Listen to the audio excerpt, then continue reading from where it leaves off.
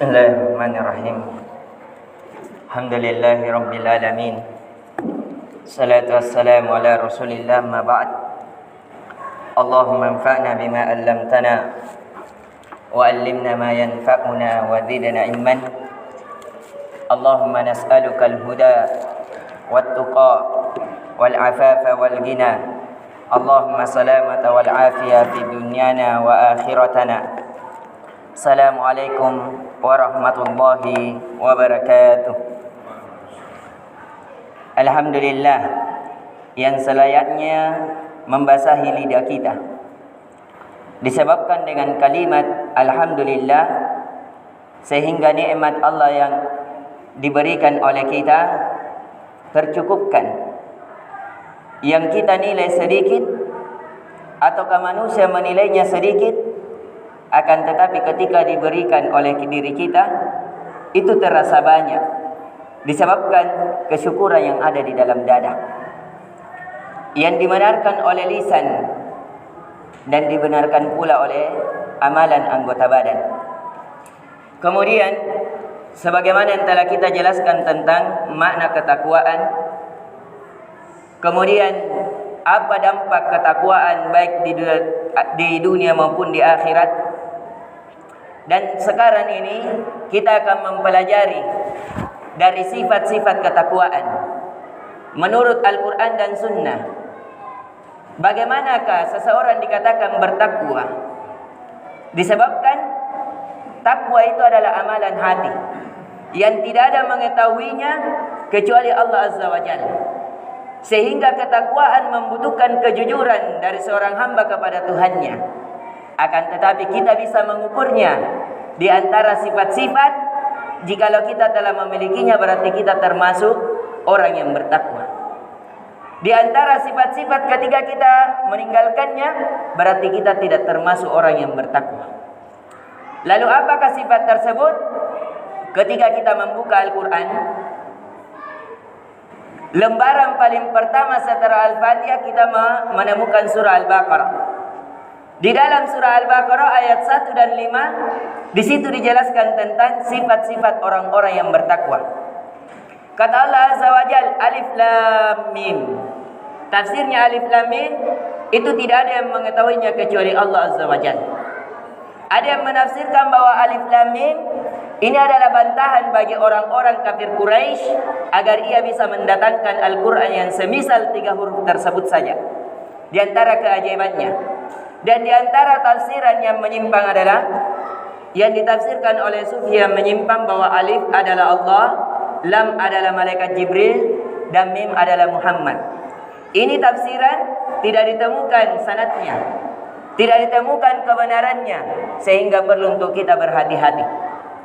Ada yang mengatakan Alif berdiri, Lam ruku, dan Mim adalah sujud. Secara nampaknya nampak ada kebenaran, akan tetapi sekali lagi ketika kita berbicara tentang Al-Quran, harus ditafsirkan dengan Al-Quran itu pula. Ataukah dari hadis Nabi Sallallahu Alaihi Wasallam? Karena yang paling paham terhadap Al-Quran adalah Allah sendiri, yaitu ayatnya. Dan yang setelah Allah Azza wa Jalla adalah nabinya, yaitu dengan hadisnya. Kemudian apakah sifat bertakwa? Kata Allah Azza wa Jalla, "Dzalikal kitabu la raiba fihi hudan lil muttaqin." Inilah Al-Quran. La raiba fihi, tidak ada keraguan di dalamnya. Kata la di sini ada dua makna. Boleh la raiba, jangan kalian ragu terhadapnya, ataukah berbentuk la nafi, yaitu tidak ada keraguan di dalam Al-Quran. Menunjukkan kalau Al-Quran diragukan saja, apalagi kebohongan. Kalau hal yang meragukan saja tidak ada di dalam Al-Quran, apalagi kedustaan. Dan Allah melarang agar kita berlaku raiba di dalam Al-Quran. Ketika ada Allah menafikan di dalam Al-Quran bahwa tidak ada keraguan di dalamnya, berarti secara tidak langsung Allah mengatakan bahwasanya Al-Quran ini tidak mendatangkan kecuali keyakinan. Karena dalam kaidah tafsir, idza nafa syai' sabata an-niddi. Jikalau Allah menafikan sesuatu, maka berarti Allah menetapkan sesuatu.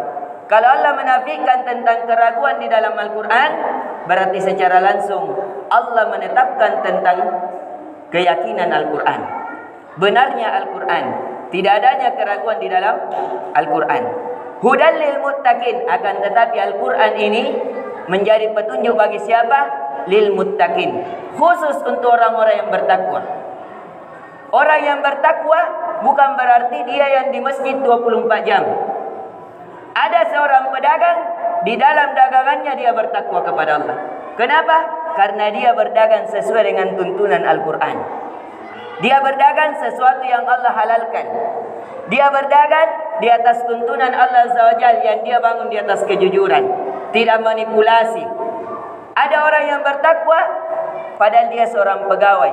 Kenapa? Karena dia tidak menandatangani sesuatu yang tidak semestinya ditandatangani. Dia yakin bahwa Allah melihatnya.